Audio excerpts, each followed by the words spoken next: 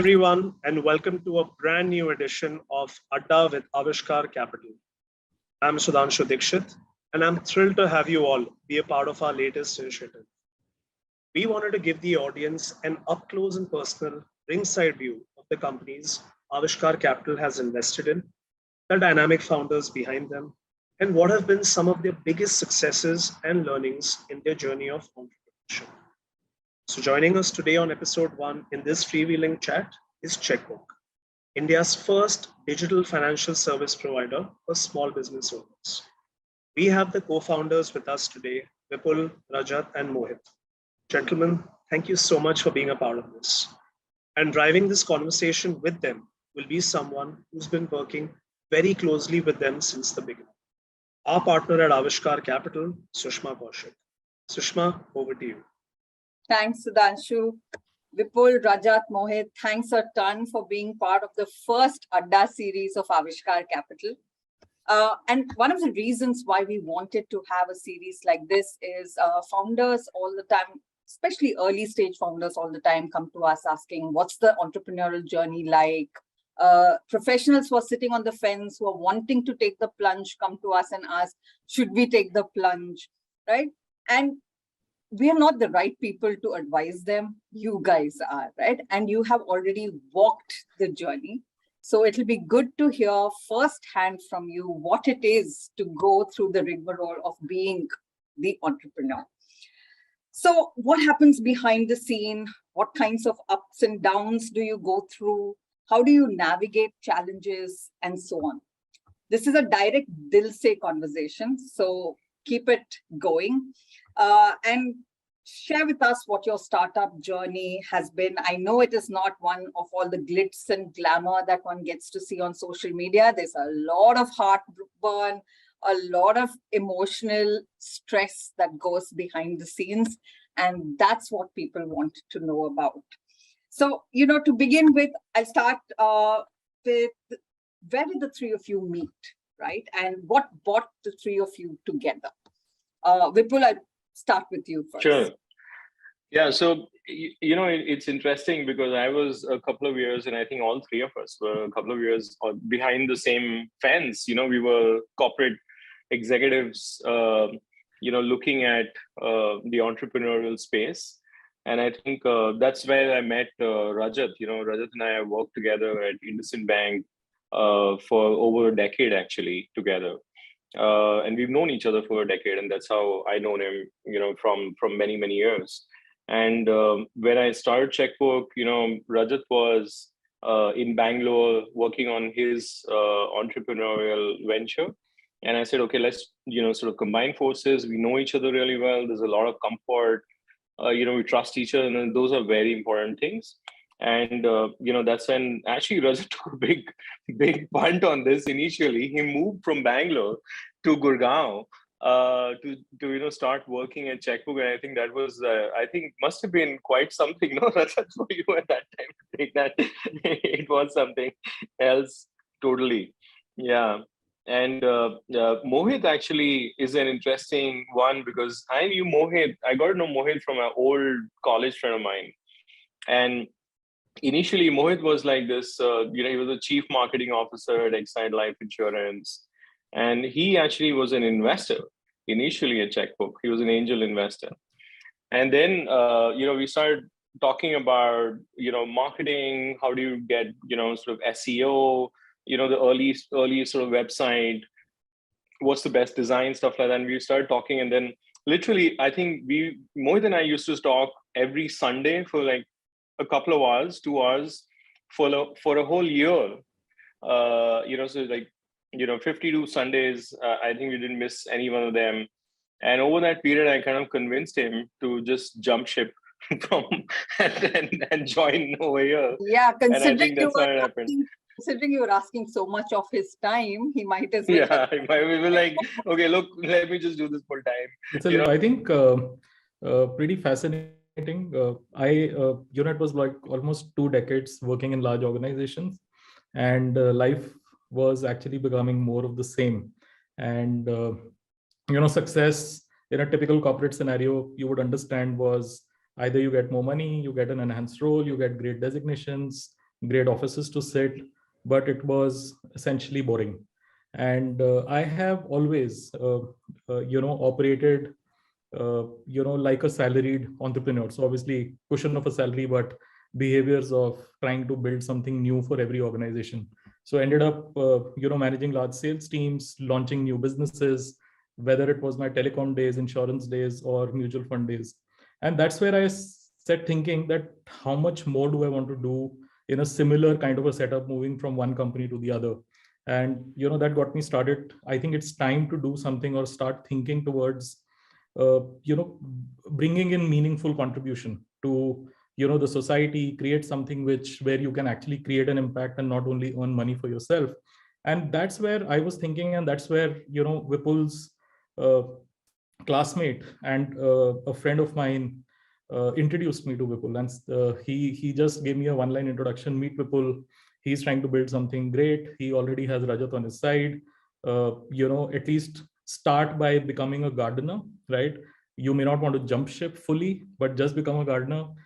Maybe you can look at a small investment, because that was the time these guys were raising angel round, and that's where I got started. Met Vipul, met Rajat, and made that small investment, a small check in Chqbook, so to say.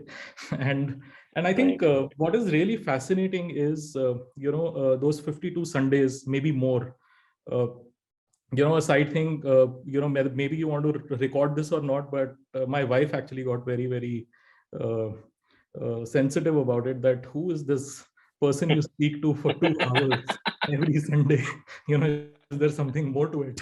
And then I started sharing with her as well. I in fact shared this with the entire organization, Sushma and Sudhanshu, when we raised the first round through you, and we called our key employees, and we had a nice evening with them, and I shared this entire coming into Chqbook story with everyone.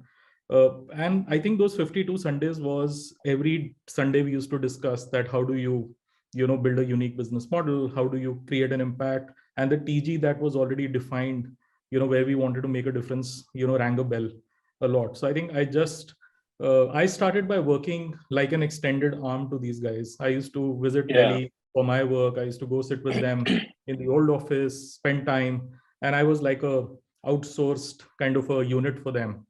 And I think both of them, Vipul and Rajat, they shared values that I've always believed in, and that made it easy for me to jump ship. And I think no regrets. Last 3 years, it's been a fabulous journey, a lot of learning, great camaraderie. And we've been able to build a lot, right? And we will continue to build.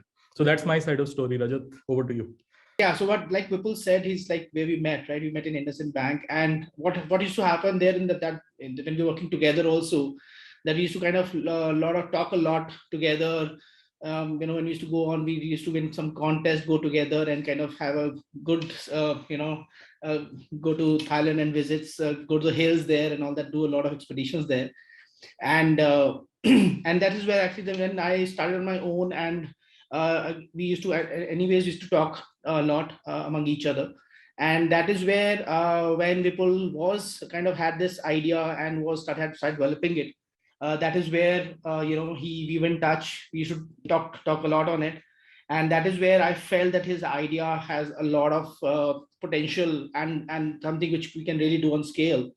And that is what kind of kind of pushed me, right, to take a drastic step into kind of moving away from my entrepreneur, being a co-founder with Vipul, and then moving base, right? Because I've spent most of my career, my working life in Bangalore or Bombay, and that is where I moved to Gurugram. So that was mostly it, the scale. I mean, what common interests, common passions, about banking, what we can do together. The segments that we saw that are kind of not being really addressed by banks, and we saw really good common ground again on that too. And that was kind of, I think, brought us together on a both personal and a professional level. And obviously with Mohit, right? Mohit, when obviously I came to know him through Vipul, and then when Mohit used to travel to Delhi a lot to give us advice on marketing or whatever, and I used to meet up with him, And that is where kind of, we built up rapport with Mohit there and a lot of ideas. Mohit was our marketing guy, helping us a lot in those pieces, especially, with Harsha Bhogle coming in and all those pieces coming in. Mohit played a very crucial part there.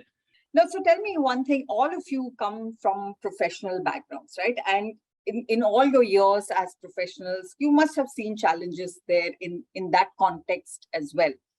But I'm sure it hadn't prepared you for what entrepreneurship would throw your way, right? I mean, entrepreneurship can throw multiple curveballs. So then how have you guys navigated the whole entrepreneurial journey? I know it's still very early days, but I also know that you've been through your set of challenges. Would love to hear, some of the challenges you've gone through from when you started and how you navigated it in your own way. So let me go first. So I think, look, when we started together, right? It was not the time. It was like 2017, 2018.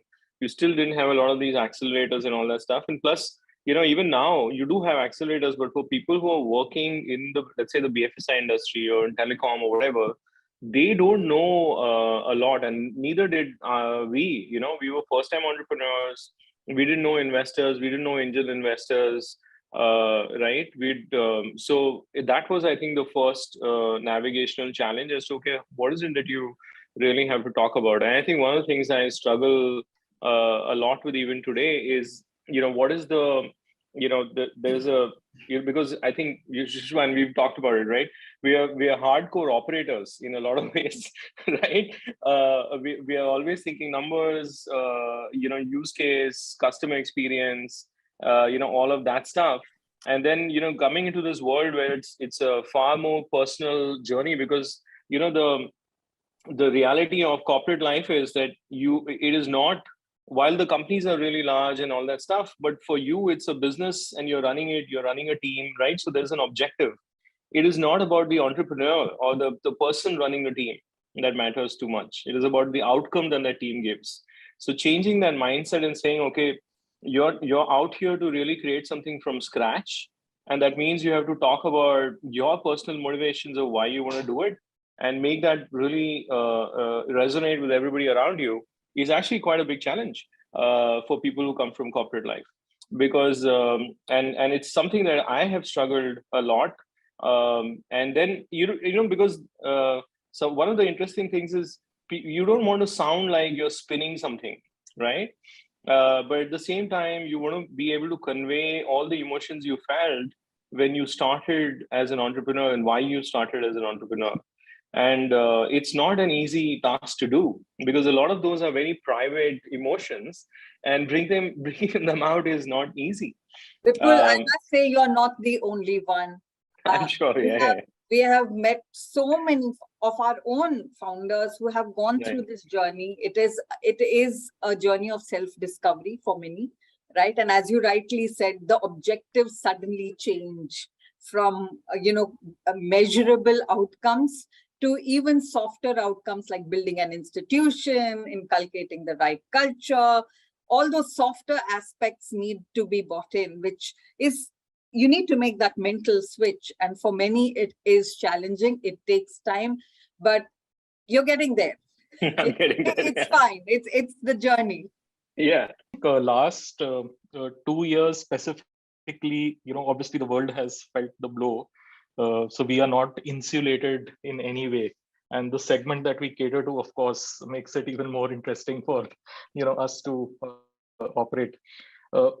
So I just want to go back, right? So there was a point in time when I said, I want to start my entrepreneurial journey, enough of this corporate life. Can I build something, create impact? The choice I had was go solo, right? Or be a lone ranger. The other was, join hands with like-minded people. So I think the learning and the challenges that we've been able to navigate better because three of us were there together, right? And I think collectively we've been able to communicate and over-communicate with our people and the teams. Either when we were hiring them, or we already had them on board.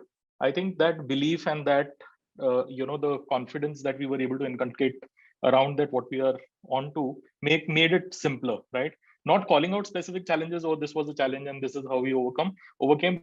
But yeah, last 2 years were full of challenges. But I think the common platform on which we interact with each other and we believe in each other, I think that helped actually me a lot. Had I been a lone ranger and had I taken the same call of going solo around the same time I jumped into Chqbook, I don't think I would have been able to do it the way, with the help of Vipul and Rajat, I was able to do.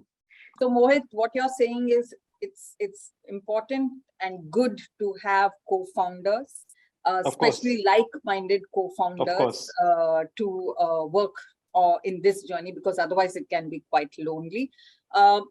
So I have a question. If you were to do things a little differently now, when you look back, what would you have done? For example, there are, you're in the market and you're looking at other fintechs, you're looking at other neobanks, and you're like wondering, they have this, sort of non-revenue lines or customer acquisition drivers.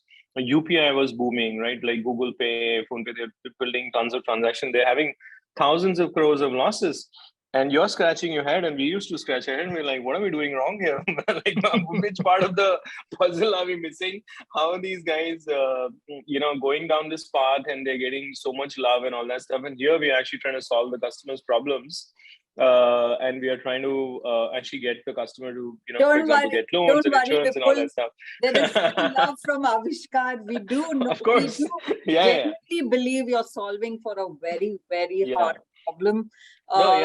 Solving for the small business community has always been challenging, right? And as Mohit mentioned, COVID has been especially tough on many of those guys.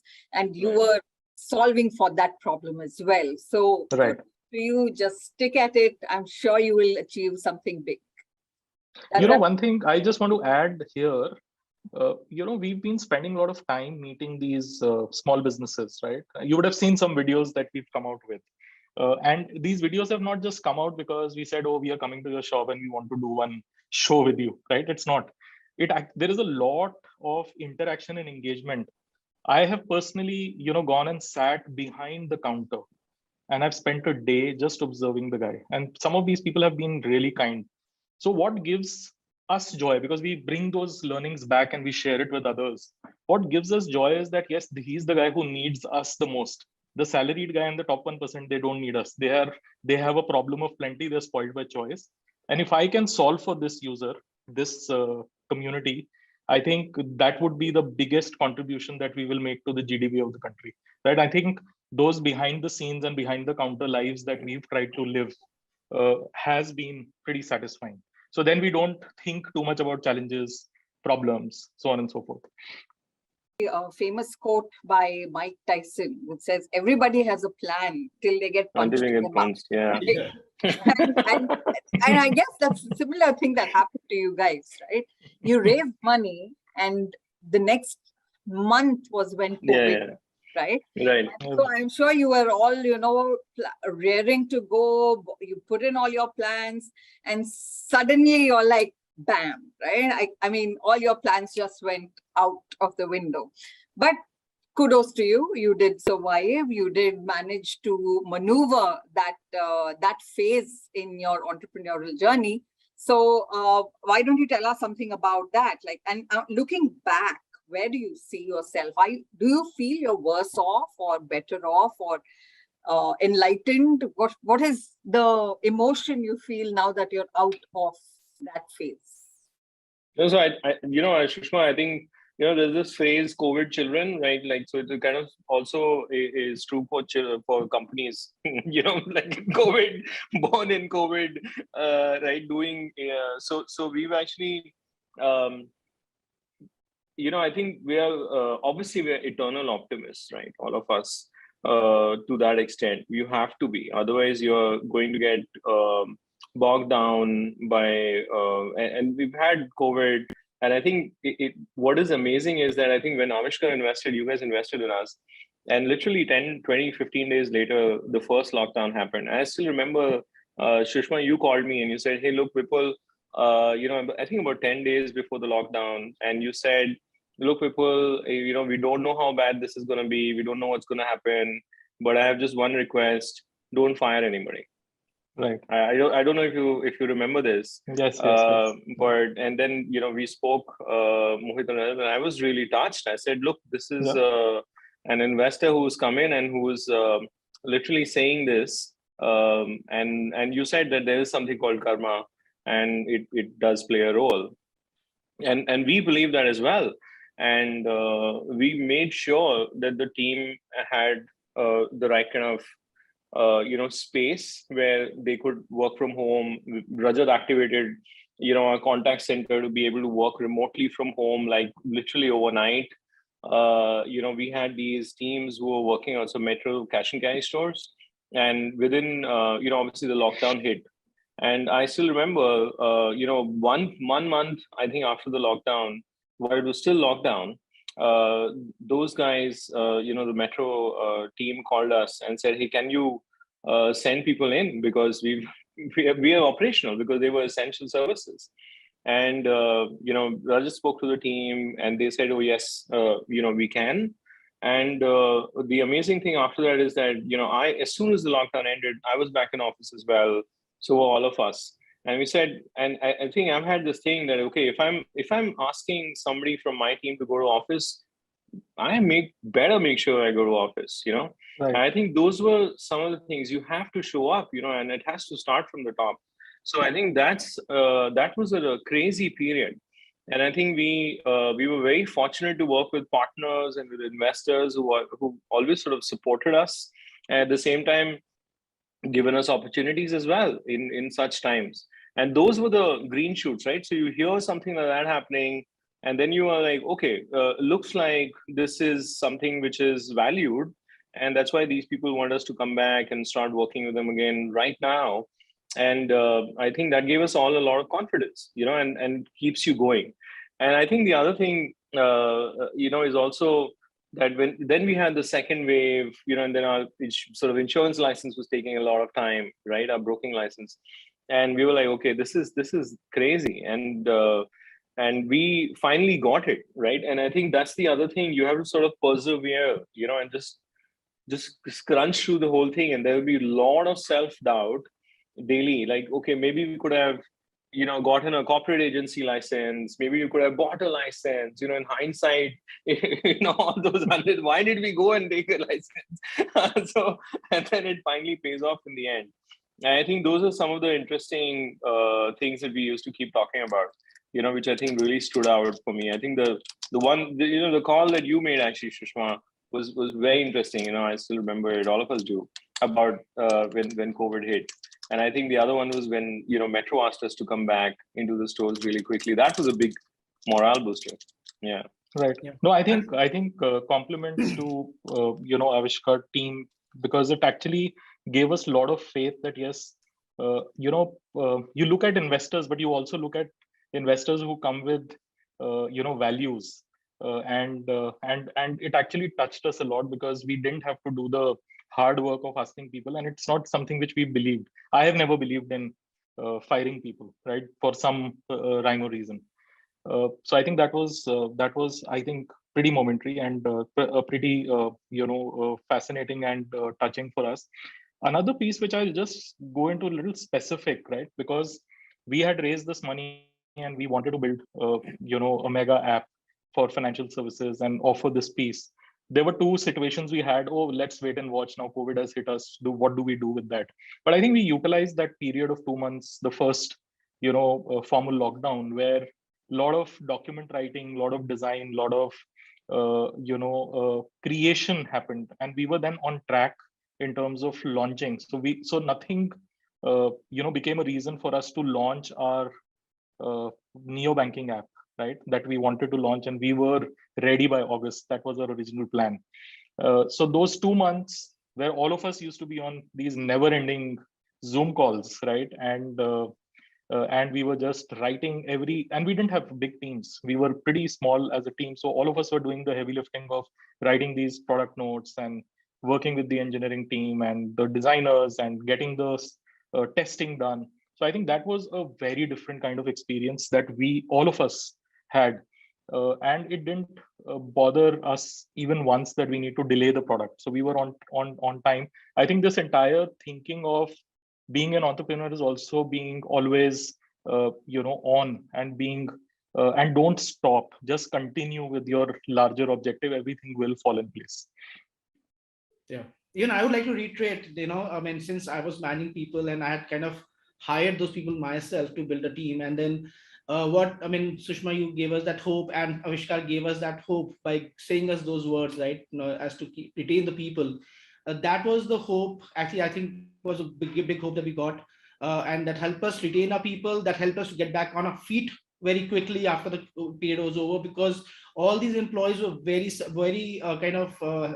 very appreciative of the fact that they were not fired, they were retained, and they were still given salaries. Thanks for sharing that, and I'm so glad we could be of help in whatever little way we could, because one of the things we've seen is in early stage companies, the culture of a company is formed in the formative years of the company, right? And that stays with you.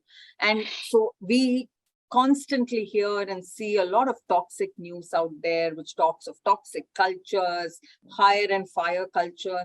That's not sustainable, right? And like as Mohit said, if you have all come together to create a big impactful business, that can't be the approach you take with your own people.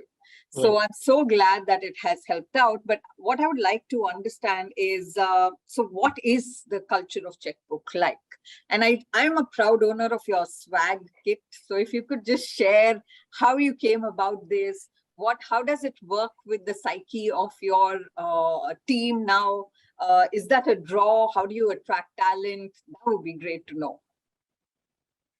Yeah, so I think the culture, so, we have an open office, right? So everybody sits out in the open, including me, Mohit, Rajat. None of us have cabins, and we sit, so I actually sit next to the credit team, which sits on the other side of my desk, right? And Mohit, for example, sits, actually in one of the smallest desks in the Bangalore office, right over there. So that really helps, because then everybody walks up, and I think that's important. So if I'm walking out, I'll, Vipul, what about this? What about that? I think that happens with all three of us all the time. So there's that informal nature of the work relationship, which is, I think, very important. Nobody is going to say, talk to me later, or, I'm busy right now. None of that stuff flies with us or with anybody else for that matter, right? So I think that helps a lot in allowing people to take those freedoms of being able to express anything. I think the second thing is we've kind of kept the teams together. So, and from early on, we've made sure, or we've tried to make sure that people come back to office and so on and so forth. And of course, after the vaccinations and started, and the second vaccination, everybody has come back to office. And that has helped because when you're a small company, you want to have a lot of agenda-less or non-agenda based conversations. You want to be able to use the whiteboard together. And I think those things really matter. We've also got all the teams sitting together. So we have tech, credit, sales, finance, HR. They're all sitting sort of in the same space. They don't have separate areas and so on and so forth. So people will generally sit just around each other. So you will also have. So, and I keep telling people, I'm like, hey, this is not a library. Make all the noise you want, right? And then only for like some people, like if it's too loud, like sales can get really loud. so that is when we're like, okay, sales teams, guys, you go, sit in that side. That is all your side. You can make as much noise and they do. But then all the rest of the teams, basically sit together. And I think that helps. I think the swag kit I'm gathering you're not a big fan of work from home. Oh no, I'm not. None of us are. None of None us of are us are. actually, and our Yeah, teams yeah, are yeah. neither. Our teams are neither. So I Right. was pushed by my teams that when are we opening? And it's lockdown, right? So government says don't step Because out, what and what my I team is saying hear when are you from opening? what I hear from the younger lot is that they want flexibility, they want work No, no, from no. home, they want to work from the hills. How do you handle that? Sushma, you must meet some of our younger ones. You'll be, they will just change your view. Those guys literally pushed me to open the office when the government said it's lockdown, right? So they were in Bangalore. We had this QR code system, right? So you could just go to the government app and just say that you are part of the essential services. And some of the guys, it's a very fascinating thing.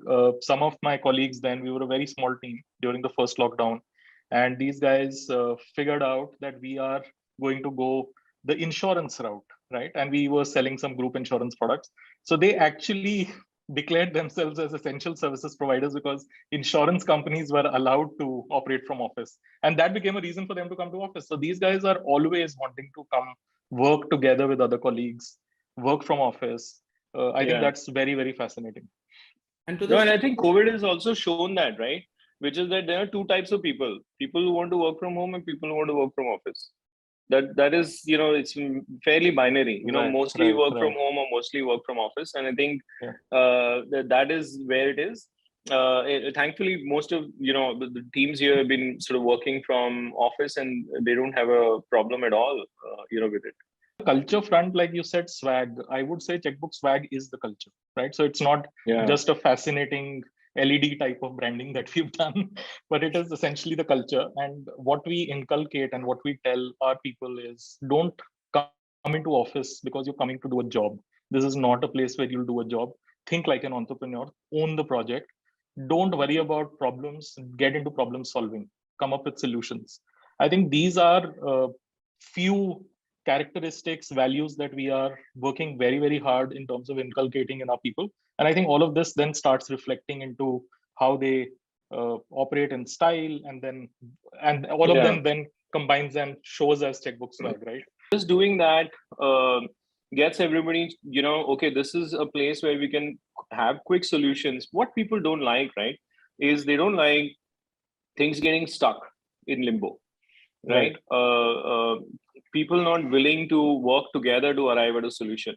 So if you tell somebody, right, okay, you have to come up with a solution. That usually doesn't work. You say, okay, let's together figure out a solution, and that changes things. So I think that's some of the things that we've tried to do, and it's not something different. I think it's just how we've always operated, and it's just playing out with the rest of the people. We hope it plays out well with everybody, and we try as much as we can. So far it's worked. Right. And two things actually I really like are, one is the open culture, right? That anybody can walk up to anybody and talk, right? And discuss. The other thing is the decision making is very collaborative in nature. All the decision, we are lucky also again to have very good set of people for each businesses that we have. We have good set of people, good set of decision makers and leaders, and they come from good experience. So they're able to kind of collaborate together and take decisions, and we try to be more of enablers rather than the decision takers in that process. You must be familiar with the theory of manifestation, right? Or the laws of attraction, as they call it, which essentially means that once you desire something so bad, the universe conspires to make it happen. So what do you desire for Chqbook? Or what do you want Chqbook to stand for? Like, I can hear it that you're saying that this is a legacy you're building out, but what is it that you want it to stand for? I think it comes out in our, the Chqbook Vyapar stories we've done. And when the three of us were talking about it, right? And we said, okay, look, this customer, right?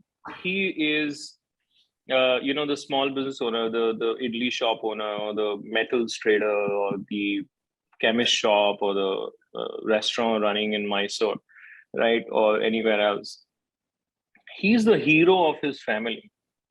He's the hero of his community, right? And literally they were COVID heroes. Most of them are, a lot of our customers were, the entire retail segment was a COVID hero during COVID. But more than that, for their families, they are the heroes. They're literally changing and bringing generational change for their kids, giving them opportunities. We have had customers whom we've spoken to, is one of in our videos actually, and he wants to have, he's educating their kids, and one of their sons is going to become a doctor, the other one is an artist, and and he has his daughter's paintings put up in his shop, the way, there's this painting behind me, and I think it's just wonderful to be able to see that.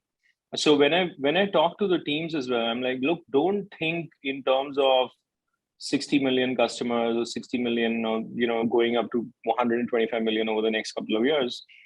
Think of a situation where the guy near your house or somewhere else, is really benefiting from the service we're providing, and that's going to be enough. You impact 5 people, you know them, and that's going to bring you more joy. Super, Vipul.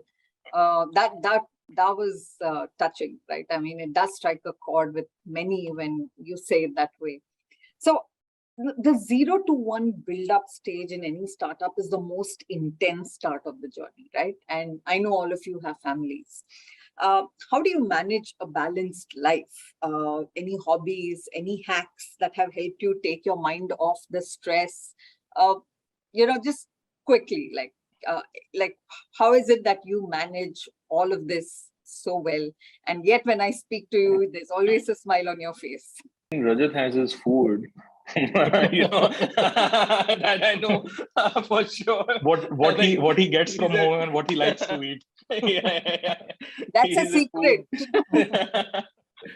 I think sometime back, Rajat said that food is not something which binds us, but food is something which is the biggest stress buster for me, right? So after a heavy, hard day, I think a great meal actually helps me relax better. So I think that is there. I like to actually start my day early, and I want to, just go out and feel the air early in the morning, right? Wind At on your 6:30, yeah. Absolutely. And Bangalore is blessed with good air, right? Don't rub that in, right. Mohit. So I actually like to walk in that 50 AQI air, right? So right. So I think that's a good start to the day. Start your day with a book. Spend an hour just reading after a nice walk. I think this just actually gets me ready for the day. And then there is never a time where you feel stressed or you say that, oh, what am I going to do today? So I think these are some basic rituals which I have stuck to for many years, and that continue to help me this piece. And I think there is nothing stressful because the purpose is so large that there is nothing which stresses us out. The moment we get stressed, we just think of the purpose. Honestly, not to and you just shared a very interesting Paulo Coelho thing. So when the world is conspiring to help us making it happen, why should we be stressed, right? So I think that's where it keeps us going. But yeah, food is very important, like Vipul and Rajat said.